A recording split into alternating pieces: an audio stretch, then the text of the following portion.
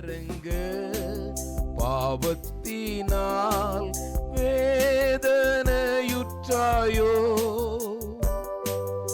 அவர் தீரு இரத்தத்தினால் ஆனந்தம் பெற்றிடவா.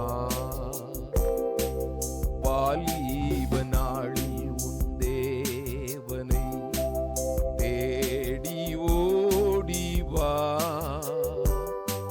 பாவி உன்னை அழைக்கிறார் இயேசுராஜனே.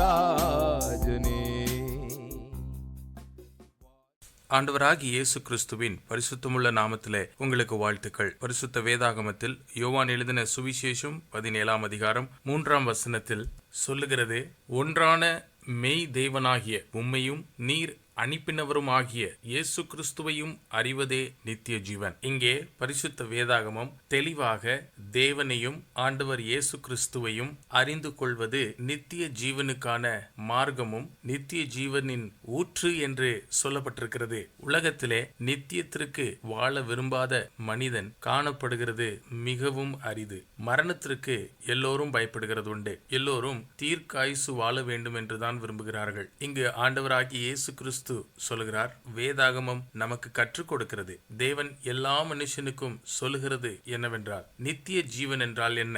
வேதம் சொல்லுகிறது, நித்திய ஜீவன் என்றால் ஒன்றான மெய் தேவனை, அர்த்தம் பிதாவாகிய தேவன் உலகத்தை சிருஷ்டித்து இருக்கிறவரை, அந்த ஒரே மெய்யான தேவனை அறிந்து கொள்வது நித்திய ஜீவனாயிருக்கிறது. அதோட சேர்ந்து இந்த வசனத்தில் நாம் வாசிக்கிறது, தேவன் அனுப்பிய இயேசு கிறிஸ்துவை அறிந்து கொள்வது.